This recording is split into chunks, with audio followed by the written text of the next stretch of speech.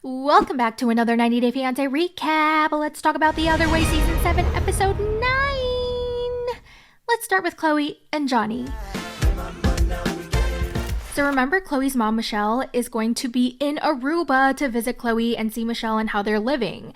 And Johnny's a little nervous because, well, he has met her before, and he's not really sure how she feels about him.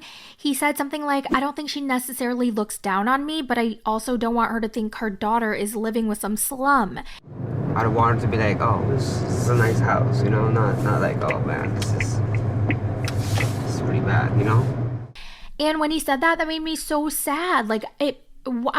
I wonder why he thinks that.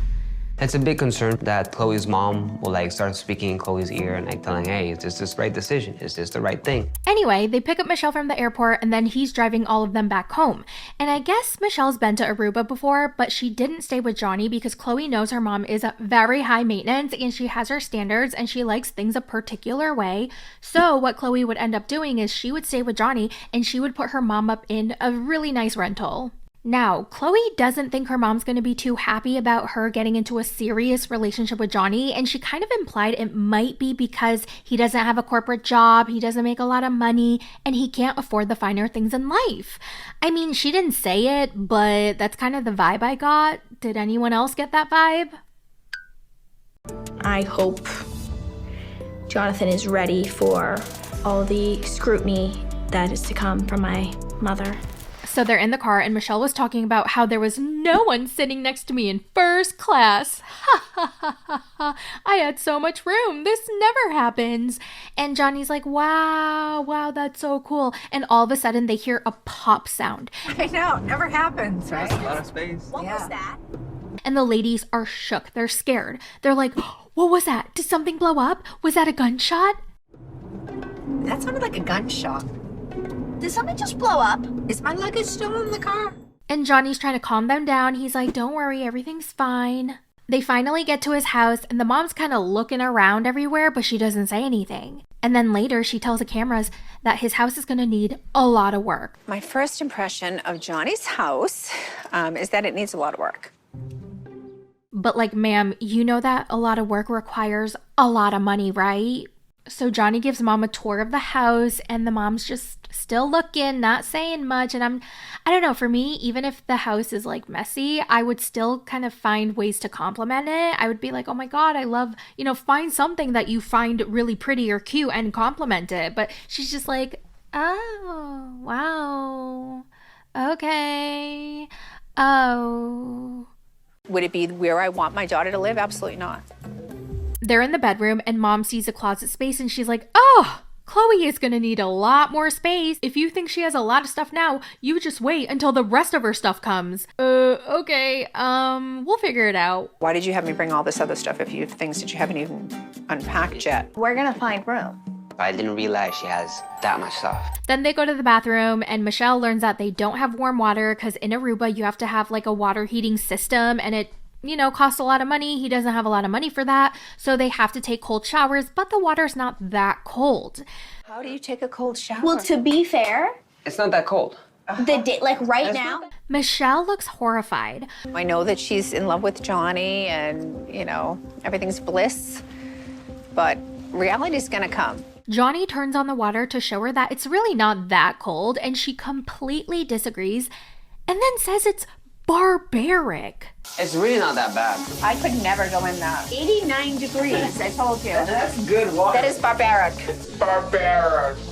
Really, lady? Barbaric? Come over here and let me show you barbaric. And listen, I don't disagree in the sense I wouldn't want to take cold showers either. I prefer warm water. I like a very neat, organized space. I don't want to share a closet. I don't want to share a bathroom and all that stuff. But to call the cold shower barbaric is so over the top. Lady, please. You sound dumb. But in my professional potato opinion, my official diagnosis for her would be snobby bitchyitis. But in order for her to get an actual real diagnosis, she would need to go to ZocDoc. I freaking love ZocDoc, the sponsor of today's recap. ZocDoc is a free app and website where you can find doctors in your area, read real patient reviews, filter by the insurance they take, and book appointments instantly. No more being on hold for 45 minutes just to see someone in 1 to 3 months. No thank you. So once you put in your information, you're going to see actual appointment availabilities, and from there, you can choose a day and time that works for you. It is super quick, easy, and convenient. I recommend it to all my friends and family, and it's an app that everybody should just have on their phones, so when you need it, you can use it. So stop putting off your doctor's appointments, go to ZocDoc.com/mythoughts, or click the link in my description to find and instantly book a top-rated doctor today. I freaking love ZocDoc. Chloe's realizing that she needs a car to get around, and Michelle's like, you don't need a car, you have a car at home. Okay, yeah, but I need a car to get around here. Okay, fine, but I'm not gonna pay for it. I never said you should pay for it. I'm not telling you to go pay for it. That didn't happen either. Okay, let's just go and look and see what they have. So they're at a car place, they look around, but all the cars at the shop are like $15,000. And she's like, where are the ones that are $3,000 that Johnny said? Oh, those you have to look online and find some random person to sell that to you. What? Okay, no thank you. I am absolutely shocked because I would literally never buy a car from the internet in Aruba. So they leave and Chloe's like, oh, I don't know what to do. How am I supposed to buy a car with no job and no money? Well, you gotta figure it out because I'm not funding your life anymore. I never expected you to. I think you did. Well, you never ever paid for my rent, so get that straight. I think Chloe really doesn't give a lot of value to the contributions that I've given her. So then mom pulls up her phone and shows her a $600 transaction. And Chloe goes, that was for Christmas, Mom. And her mom's like, oh my God, okay, you're welcome. Chloe rolls her eyes. And mom's like, do you understand that ever since you've been coming here, I've given you about $20,000? And Chloe tries to argue that that's not true.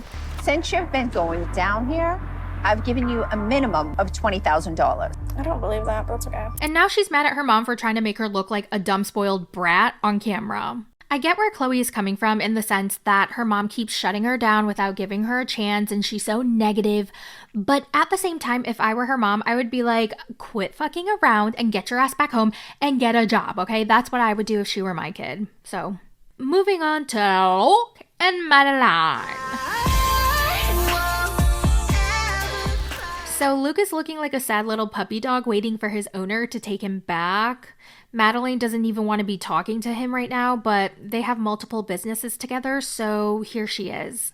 I am not ready to forget him and marry him. Luke and I have multiple business together. Luke apologizes again and tells her he loves her more than anything, mi amor, blah, blah, blah, blah, blah. And she stands firm on her boundaries. And she tells him, I don't want to talk about this relationship. I'm single. I'm here for business. Why the men are so stupid? And you know what's funny? Even if she were to forgive him right now, as soon as she sees pictures or videos or watches that episode back, she's gonna kill him. Anyway, she wants to know if her name's going to be on the property of the hotel that they're going to try to, go into business together.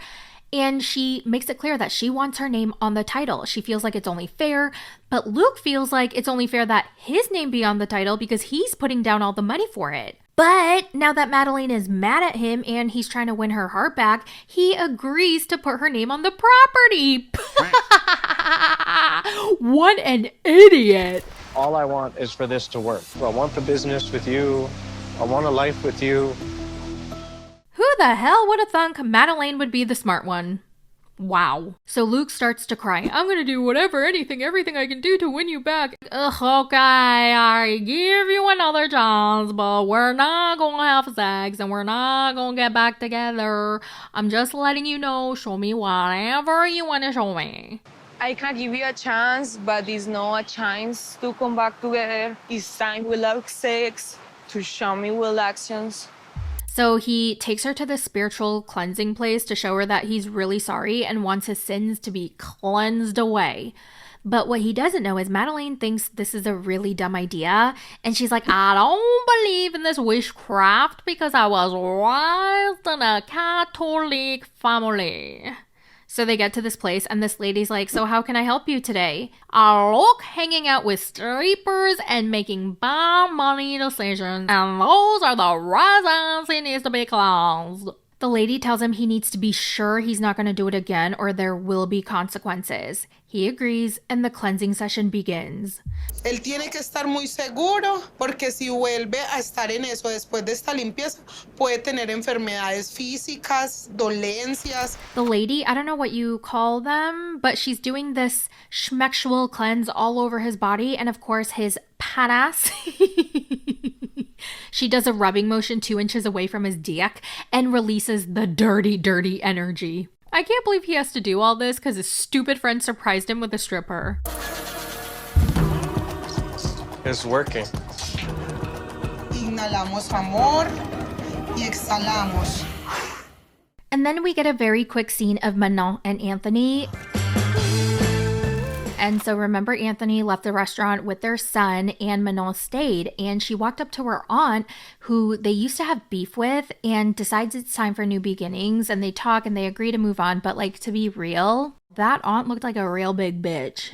So the next scene we see is of Manon arguing with her parents outside. I don't really know what happened, but apparently Manon's sister got very upset. She didn't want to talk to her anymore, and Manon is upset because her parents are siding with her sister, and it's never to understand Manon, and they're always on the sister's side. So they get very frustrated and they argue and they part ways. And that's pretty much what happened in this week's episode of The Other Way. Next week we're gonna get Patia and Dylan back, and also Greta and Matthew. And oh my god, Greta tells him that she might not want to have kids anymore, and he looks like he saw a ghost. He's just like, and hopefully we'll get Jenny and Sumit back. Like, I need Jenny and Sumit in every episode. It honestly feels incomplete without them. Anyway, that's it for the recap. Let me know all your thoughts in the comments, and I will talk to you in the next one. Bye! Don't talk to me! Don't talk to me! Don't talk to me! Don't talk to me! Don't talk to me! Wish you could